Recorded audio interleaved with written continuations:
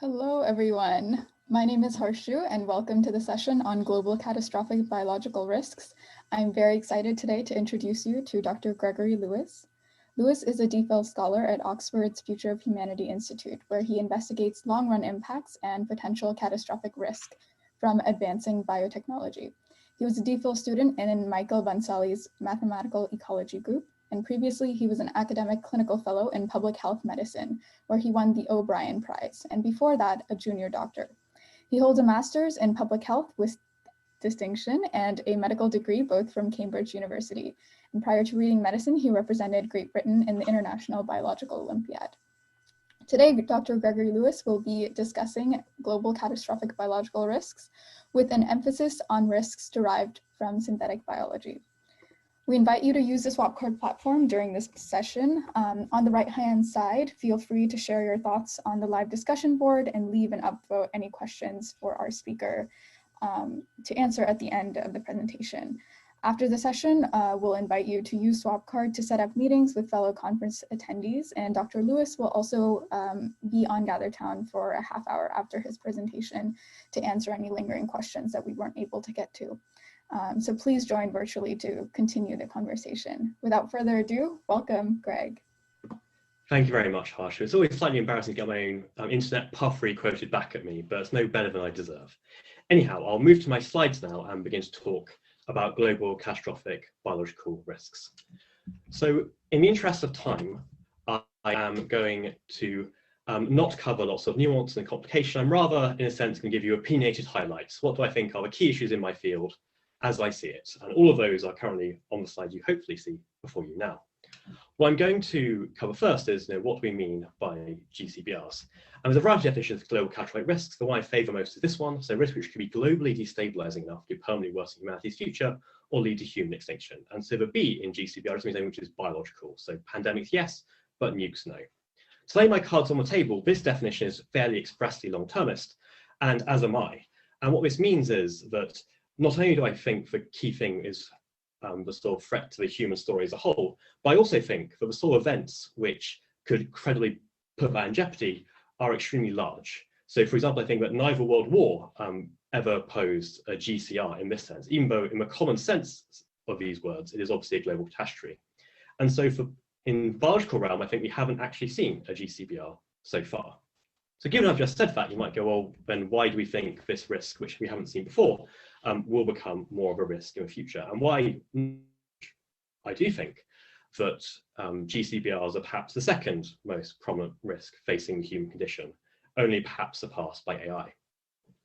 So one thing to know is obviously when one does look at the historical record, if we don't see GCBRs, we do see extremely, amongst the worst things that happen to humanity, some extremely bad events. So this is a list by Luke Milhouse, where I've highlighted the biological ones in red. But my concern mostly arises from considering three factors of things which are currently the case and I think will progress maybe in a bad direction in the future. The first is the often remarked upon rapid progress of biotechnology or bioengineering or synthetic biology, which brings potential capacity of seeing things even worse than we've seen so far if it ends up being misused. And secondly, there's a risk of it being inadvertently misused in a variety of cases. And thirdly, unfortunately, there's a reasonably long track record of people trying to liberally use disease as a weapon, which combined with said capabilities could be very dangerous indeed. So I'm going to briefly skip over each one in turn in hopefully no more than a couple of minutes each. So in terms of capability, this is the most recent paper which makes me worried.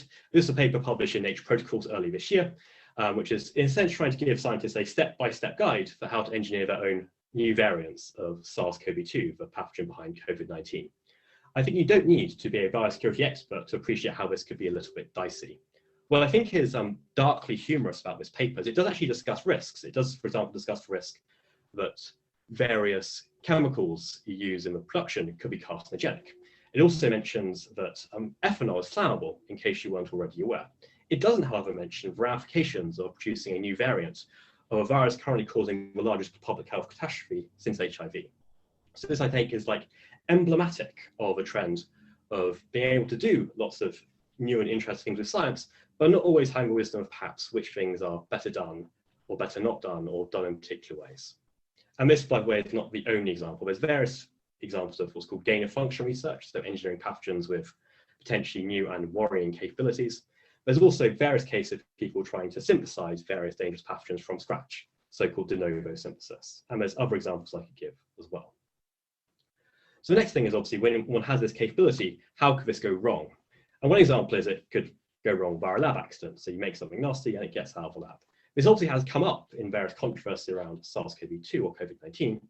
But regardless of that, we have like fairly strong evidence that this has happened before in terms of lab or scientific mishap giving rise to a major outbreak. The 1977 influenza outbreak, genetically that virus had very little to do with viruses circulating prior to in the 1970s, but had a lot to do with viruses circulating in the 1950s.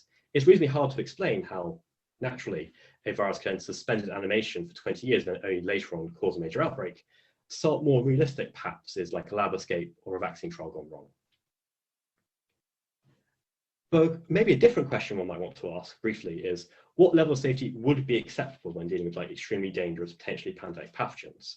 And you might think a natural benchmark here would be things like aviation or nuclear power plants, safe for critical industries. If that is the benchmark, I think current practice falls a long way short. First thing is maybe the benchmark should be even higher. Like the consequences if a plane crashes, although awful, are much less than the potential ramifications of like a new pandemic caused by a laboratory escape. But we sort of know how many planes crash, what causes them to crash, and what the existing like suite of like passenger airlines are doing at any given time. It's actually quite hard to even figure out how many high security labs there are in various contexts, leave alone what they're doing, leave alone how many accidents or near misses they have. So all of this like safety infrastructure we see otherwise in our other places, we don't always see here. For this reason, it seems like optimistic to assume we have accident rates equivalent to airlines, where like the risk if you hop on a US plane as a passenger, regardless of that plane ending in a crash, is like less than 100,000, probably less than 1 in a million. But we have like several events which are quite worrying in terms of laboratory safety. Besides those I mentioned just now, the last known cases of both SARS-1, I guess, and smallpox were laboratory exposures. Pirbright in the UK released foot and mouth twice thanks to faulty plumbing. Various cases, for example, the CDC in one of their labs discovering less than smallpox vials, there which they weren't aware of. Labs sending to other labs, pathogens they thought were either attenuated or killed, but they weren't, making them much more dangerous than they thought they were. And this list goes on. And these are, of course, only things we know about. There may be other things which never got reported or never got widely discussed. Another thing to note is for airlines and aviation, the level of safety has improved faster than activity, such that even though airline, at least until recently, airline travel has gone up dramatically, the absolute rate of disasters has gone down. If airlines were as unsafe as they were in 1970, we'd see 20,000 deaths in passenger jet crashes rather than on average like a couple of hundred. For biolabs, we are seeing large increase in activity. Many more high security labs are planned to be built in the next few years, partly maybe inspired by the experience of this pandemic. But it seems optimistic to assume they've gone dozens of times safer, even though we're building lots more of them. So this is, I think, not adding up to reassurance. So that's accidents. The other thing is deliberate. So the picture here is the remains of a Soviet biowarfare facility. When it was functional, it housed about 1,500 people, and there was like many more. There was like probably over a dozen of these dotted around in the Soviet Union. All they were doing stuff like stockpiling industrial amounts of various pathogens. They were constructing various ways of trying to turn these into weapons, also trying to engineer them to be more dangerous in a variety of ways. And they were doing this with technology now, which is like a couple of generations old. What similar things could happen, what could be done nowadays with similar programs with modern or next generation biotechnology, I think is truly harrowing. Now, I certainly hope that because 184 states have all signed on to BWC saying they will never do this, but in fact, none of them are or ever will. And I know that Steven Pinker, for example, is very reassured by the existence of BWC. I'm somewhat less reassured because the Soviet program was conducted largely despite them themselves being signed up. So the treaty isn't perfect protection. Moreover, I mean, this is maybe a little bit of an unfair comparison, but I think it's emblematic of like the degree of threat versus degree of preparedness. The Soviet program at its height employed tens of thousands of people. The Biological Weapons Convention, the premier international forum for combating this danger, has a staff of 3. We don't exactly know how much the Soviets spent on BW, but it's probably like hundreds of millions to billions each year. Budget BWC is about 5 million, often less because they rely on states to contribute money, which they don't always do. But either way, it's probably less than your typical McDonald's. I think these numbers do not add up to great amounts of reassurance. And we could also mention, obviously, there's non-state actors as well who also try to use these as a weapon. That's like a sketch of why to be worried. I'll offer some brief remarks before I run out of time. Firstly, on risk share and also on some general remarks if you want to work in the area. So first things first, as my remarks perhaps just now indicated, I'm much more concerned about anthropogenic events, if you want to call it that, versus naturally arising pandemics in terms of this. And this is mostly relying on my long-term perspective I talked about earlier in the show. The rough story is, because humanity has lasted a fairly long time, when we're susceptible to naturally arising disease, the chance of a really disastrous event happening in the next couple hundred years seems pretty low given this track record. And people then often quite rightly remark that a lot has changed in recent times to make us more vulnerable. And that's true. But other things also change to make us less vulnerable in a variety of ways. So we can talk about things like air travel or urbanization or climate change, but we also talk about the rise of vaccines and therapeutics or better hygiene and sanitation. And how we weigh up both sides of this scale is very unclear. If you want my best guess, it would be the rate of what we might call serious outbreaks is probably increasing, but probably the mean impact of these is going down thanks to the ability of us to have more effective countermeasures. So when you have this ultimately reasonably reassuring long track record with fairly equivocal consider how that might be changing, that doesn't add up to quite so much concern. In contrast, for these events of misuse or malicious use of biotechnology, the track record is much shorter, and I would probably put a lot more in the cons column than the pro column in terms of things which should reassure versus increase concern. Hence why I'm much more worried. I also mentioned that my tentative and non-resilient guesses here would be more about deliberate misuse than accidental misuse, and more about sophisticated actors than unsophisticated actors. Both of these impressions arise from the same general line of argument, where if you're concerned about the very far tail of the very worst events, my impression or my intuition is that those are more likely to arise from even a smaller number of people trying to do very bad things deliberately versus a much larger number of well-intentioned people who might do things wrong by accident. And likewise, the much smaller number of very sophisticated actors going wrong than the much larger number of less resourced or less sophisticated actors doing something bad. So in the final few minutes before I close, some general remarks if you're interested in this area, how does one contribute?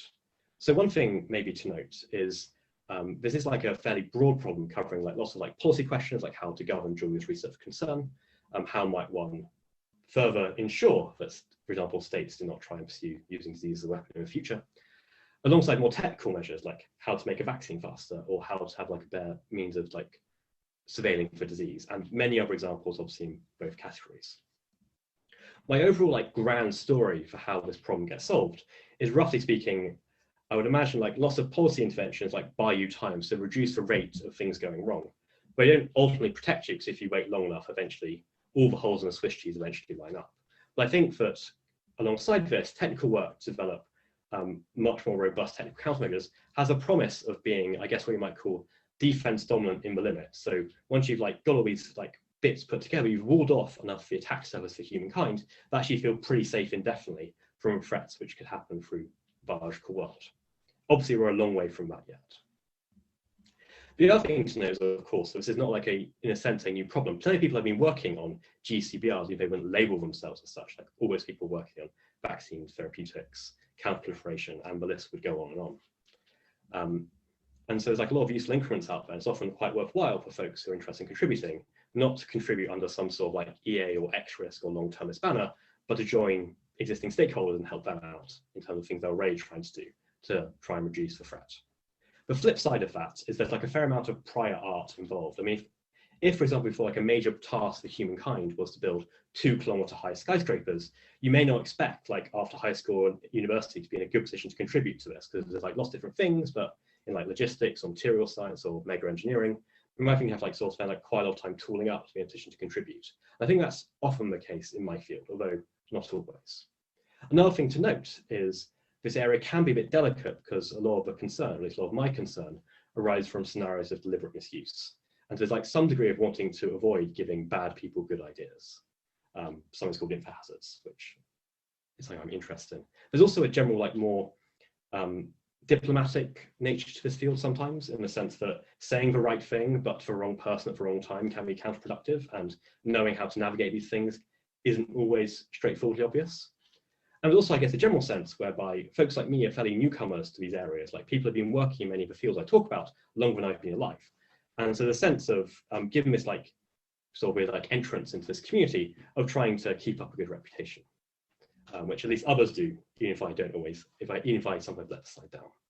So with all that said, I'm very delighted to take questions. I'll be around in Gather afterwards as well. For those who want to read even more, rather than hear me say even more, I wrote like a very large problem profile on this on the 80,000 Hours website, which hopefully covers many of these topics slightly more jointedly and in slightly more depth. So all that said, I'll get rid of my slides and happy to help out. Thank you very much for your attention. Thank you so much, Greg, for that wonderful overview of catastrophic biorisks. There's a couple of great questions, so let's jump right into it.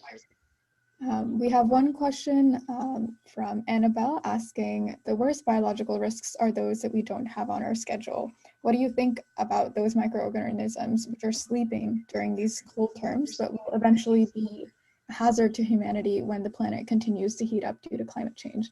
I think a good example of this is probably the Global Virome Project. So would love to hear your thoughts on this. Yeah, I mean, I guess like my own thoughts is that the dangers of Mother Nature will, I fear, be surpassed by those of human agency.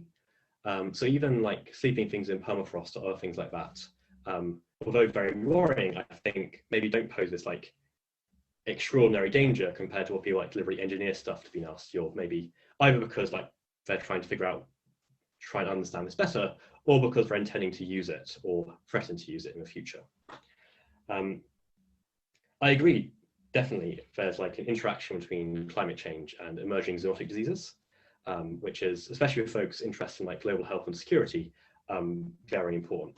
I guess my own perspective, and I'm definitely not speaking for everyone, but speaking for myself here, is I put this like a lower tier of concern versus, for example, risk of various scientists and labs in places making novel pathogens which are even more dangerous than we've seen before, and then somehow, in some way, these like becoming a problem.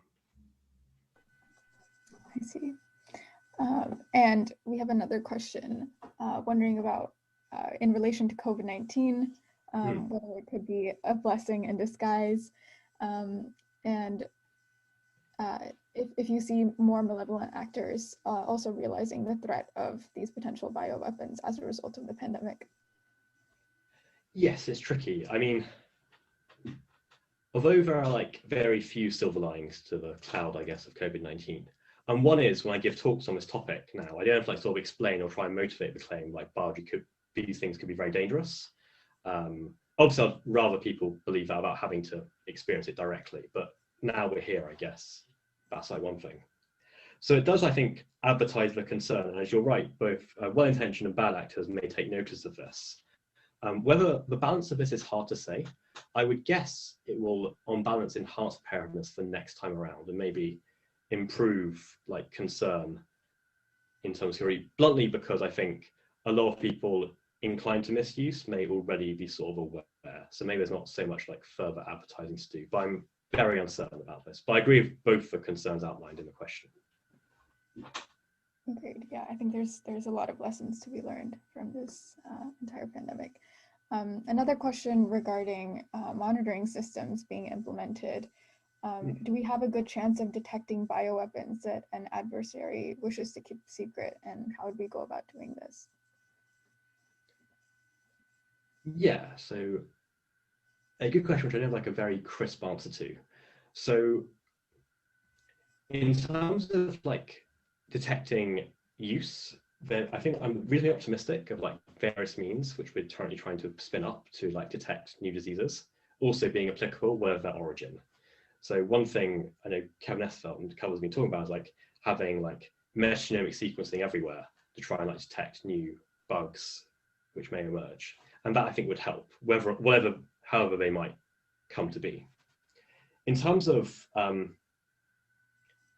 guess, efficient like espionage or detection of clandestine programs, I'm not sure I've got any like great ideas. It's not so much something I've worked on very intensively. I would be keen for more attention to be paid to it though. But I fear more research needs not the best answer, but I'm afraid it's the best answer I can give. Yeah, and I will add to this that if you are interested in this topic, Professor Esfeld will be talking in much more detail tomorrow as well. I think another interesting question that has come up is developing countries are especially susceptible to biorisks. How do we think about enhancing their capacity for awareness and monitoring? and responding to these risks? Yes, it comes up a lot, and it was actually noticed before the pandemic. So something called the Global Health Security Agenda, a large part of that was trying to enhance resilience to biological threats in poorer parts of the world, and that included like a biosecurity focus as well. It's a little bit tricky in the sense that I think if you were not like such a long-termist, how you would rank the sort of things I worry about, like pandemics versus like neglected tropical diseases, for example, or indeed non-communicable diseases and other things besides. It's like not entirely clear how that would like go in your ranking. So it's not clear how a resource limited context should be prioritizing between them. So I don't like such a crisp story as to what they should be doing. And even if we could like give them more resources, it would in fact be the best thing for them to be spending money on. And obviously as a long-termist, I'll be very keen to see it, but not everyone is long-termist, although maybe they should be, if I'm right. That makes sense. Thank you so much for attending, everyone. And thank you, Dr. Lewis, for a wonderful talk and for your time with us today.